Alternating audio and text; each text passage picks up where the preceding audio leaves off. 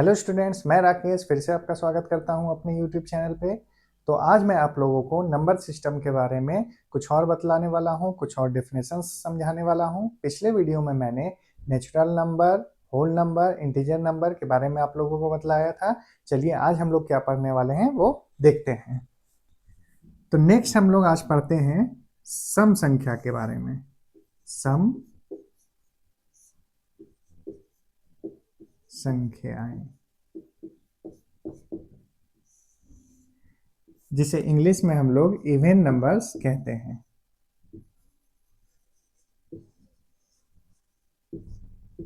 ठीक है, सम संख्याएं मतलब इवन नंबर्स। अब इसका डेफिनेशन क्या है वो मैं लिखता हूं। 2 से पूर्णतः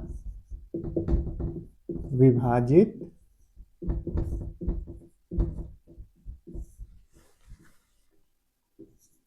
होने वाली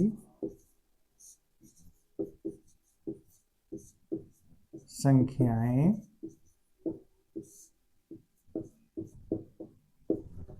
सम संख्या कहलाती है।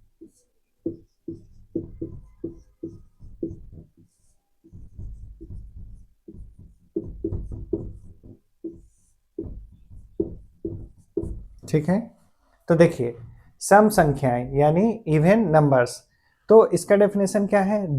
2 से पूर्णतः यानी विभाजित होने वाली संख्याएं सम संख्या कहलाती है। यानी वैसी संख्या जो 2 से कंप्लीटली डिविजिबल हो, यानी उसे हम 2 से भाग दे सकते हैं, वो मेरा सम संख्या कहलाता है। उसे ही हम लोग सम संख्या कहते हैं। तो आइए कुछ एग्जांपल्स हम लोग देखते हैं। ये जैसे हम लोगों ने सबसे पहले 2 लिया, फिर 4, फिर 12। तो ये 2 देखिए, क्या मेरा 2 से ये भाग लगेगा? हाँ, 2 से ये मेरा भाग लगेगा, डिवाइड होगा, तो ये मेरा सम संख्या है। 4 ये भी मेरा 2 से डिविजिबल है, तो ये भी मेरा क्या है? सम संख्या है। 12 ये भी मेरा 2 से डिविजिबल है, इसलिए ये भी मेरा सम संख्या कहलाता है। तो जितने भी नंबर्स 2 से डिविजिबल हो यानी विभाजित हो, जिन्हें हम भाग दे सकें, वो मेरा सम संख्या कहलाता है। इसी तरह और भी बहुत सारे उदाहरण हो सकते हैं, जैसे 22 ले सकते हैं, 24 ले सकते हैं, कुछ भी ले सकते हैं जो 2 से मेरा पूर्णतः विभाजित हो। ठीक है, अब नेक्स्ट हम लोग देखते हैं विषम संख्या। विषम संख्या क्या होता है? विषम संख्याएं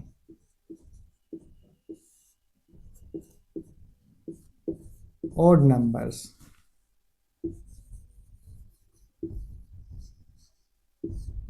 ठीक है, तो इसका डेफिनेशन होता है जो संख्याएं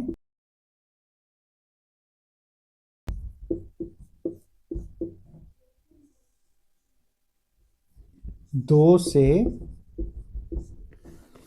पूर्णतः विभाजित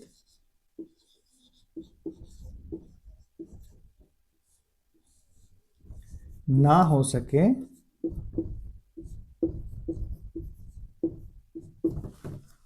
विषम संख्या कहलाती है।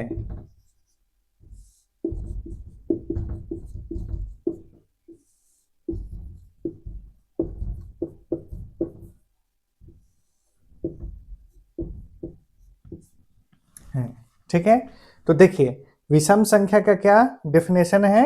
विषम संख्याएं ऑड नंबर्स जिसे इंग्लिश में बोलते हैं। तो जो संख्याएं 2 से पूर्णतः विभाजित ना हो सके, विषम संख्या कहलाती है। तो सम संख्या में हम लोगों ने देखा कि वो 2 से डिविजिबल होना चाहिए, लेकिन विषम संख्या में क्या बोल रहा है कि वो 2 से कंप्लीटली डिविजिबल नहीं होता है। तो वैसी संख्याओं को हम लोग विषम या ऑड नंबर कहते हैं। ठीक है, तो चलिए इसे कुछ एग्जाम्पल के थ्रू समझते हैं। देखिए एग्जाम्पल में जैसे 1, 3, 5, 7 और भी बहुत सारे होते हैं। ठीक है, तो जैसा कि डेफिनेशन में है कि जो संख्याएं 2 से पूर्णतः विभाजित ना हो सके, विषम संख्या कहलाती है। तो 1 मैंने एग्जांपल लिया है, क्या ये 2 से डिविजिबल है? क्या इसे हम 2 से भाग कर सकते हैं? नहीं, इसलिए ये मेरा विषम संख्या कहलाता है 1। 3 भी क्या मेरा 2 से डिविजिबल है? ये भी 2 से डिविजिबल नहीं है, इसलिए ये मेरा विषम संख्या कहलाती है। इसलिए इसी तरह 5 और 7 भी 2 से डिविजिबल नहीं है, इसे हम लोग विषम संख्या की श्रेणी में रखते हैं। ठीक है, तो अभी मैंने आप लोगों को 2 परिभाषाएं बतलाई हैं, एक सम संख्या जिसे इवन नंबर कहते हैं, दूसरे विषम संख्या जिसे ऑड नंबर कहते हैं।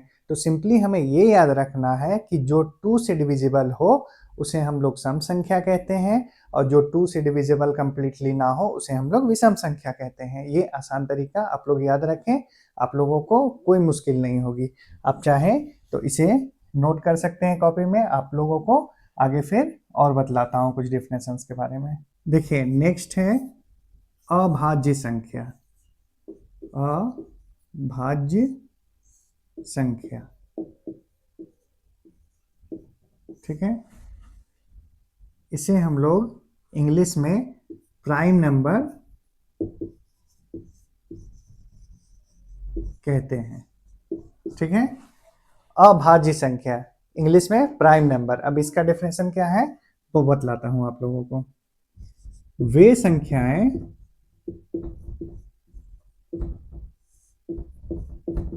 जो केवल एक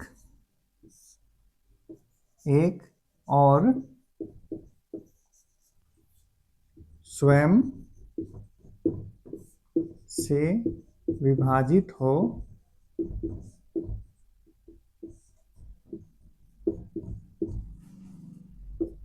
अभाज्य संख्या कहलाती है।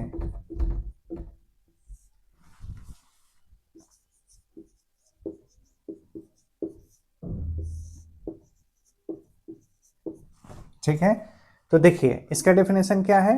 वे संख्याएं जो केवल एक और स्वयं से विभाजित हो, यानी जिसको हम लोग सिर्फ 1 से और उस वही जो नंबर है उससे डिवाइड कर सकते हैं, तो वैसी संख्याएं अभाज्य संख्या यानी प्राइम नंबर कहलाती है। तो एग्जांपल के थ्रू मैं आप लोगों को और समझाता हूं। जैसे कि एग्जांपल में मैंने 2 लिया, ठीक है, तो देखिए 2 को हम लोग 1 से डिवाइड कर सकते हैं, 1 से काट सकते हैं और 2 से भी काट सकते हैं, यानी एक तो 1 से ये डिविजिबल है और दूसरा स्वयं यानी खुद से 2 से ही डिविजिबल है। क्या और हम लोग किसी संख्या से 2 को डिवाइड कर सकते हैं? नहीं, और किसी संख्या से 2 को डिवाइड नहीं कर सकते हैं, इसलिए ये मेरा क्या है, अभाज्य संख्या है यानी प्राइम नंबर। इससे भी हम लोग ध्यान रख सकते हैं, अभाज्य, भाज्य मतलब होता है जो भाग लग सके, और अभाज्य यानी ये किसी और से भाग नहीं लगता है, इसलिए ये मेरा अभाज्य संख्या कहलाता है। इसी तरह देखिए 5, ये भी उसी तरह है। तो 5 को हम लोग 1 से डिवाइड कर सकते हैं और स्वयं 5 से डिवाइड कर सकते हैं और किसी से नहीं, इसलिए ये मेरा अभाज्य संख्या है। इसी तरह हम लोग 7 ले सकते हैं, 11 ले सकते हैं, ये भी हमारा अभाज्य संख्या है। ठीक है, और भी बहुत सारे उदाहरण होते हैं। नेक्स्ट हम लोग देखते हैं एक भाज्य संख्या। भाज्य संख्या, इसे इंग्लिश में हम लोग कंपोजिट नंबर बोलते हैं, कंपोजिट नंबर। ठीक है, अब इसका क्या डेफिनेशन है वो भी मैं लिखता हूं। तो वे संख्याएं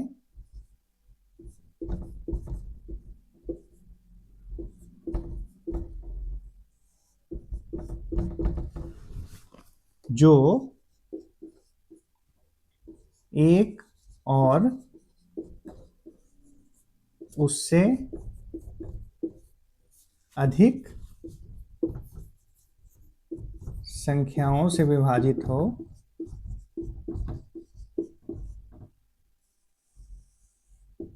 से विभाजित हो, भाज्य संख्या कहलाती है। संख्या कहलाती है।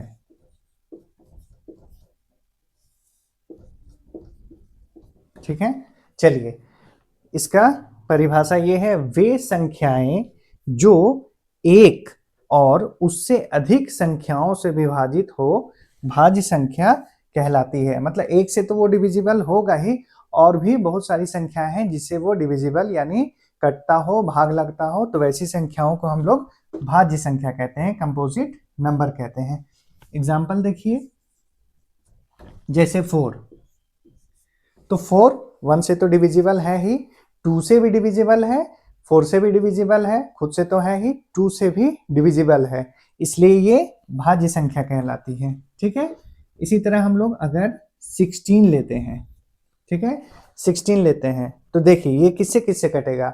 1 तो नॉर्मल है कि 1 से हर संख्या कटता ही है, 2 से हाँ 16 डिविजिबल है, 4 से हाँ 4 से भी है, 8 से हाँ 8 से भी है, तो एक से अधिक संख्या से ये डिविजिबल है, इसलिए ये मेरा क्या कहलाता है, भाज्य संख्या कहलाता है। ठीक है, इसी तरह अगर हम लोग 25 लेते हैं, 25, तो देखिए 25 मेरा 1 से डिविजिबल है, 5 से भी डिविजिबल है, 25 से भी डिविजिबल है, इसलिए 25 भी मेरा क्या है, भाज्य संख्या, कंपोजिट नंबर है। इसी तरह बहुत सारे एग्जाम्पल्स लिए जा सकते हैं।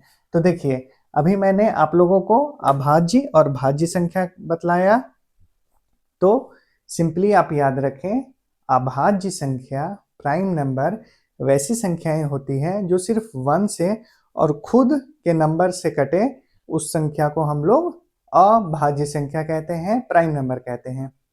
और वैसी संख्या जो 1 से या उससे अधिक संख्याओं से कटे, विभाजित हो, डिविजिबल हो, तो उसे हम लोग भाज्य संख्या कहते हैं, कंपोजिट नंबर कहते हैं।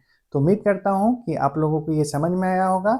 आप लोग चाहें तो इसे नोट कर सकते हैं कॉपी में, तो आप लोगों को आगे नोट्स बनाने में आसानी होगी। तो आज के लिए बस इतना ही डेफिनेशन मैं आप लोगों को बतलाऊंगा। अगर आप लोगों को ये वीडियो पसंद आया है तो इस वीडियो को लाइक करें। इससे रिलेटेड आप कुछ भी पूछना चाहते हैं तो आप कमेंट में पूछ सकते हैं, और मेरे चैनल में बने रहने के लिए मेरे चैनल को सब्सक्राइब कर लें। नेक्स्ट वीडियो में मैं नंबर सिस्टम में कुछ और डेफिनेशंस को बतलाऊंगा, उसके बाद हम लोग आगे चैप्टर में प्रश्नों को भी सॉल्व करेंगे। तब तक के लिए मेरे साथ बने रहने के लिए धन्यवाद। Thank you.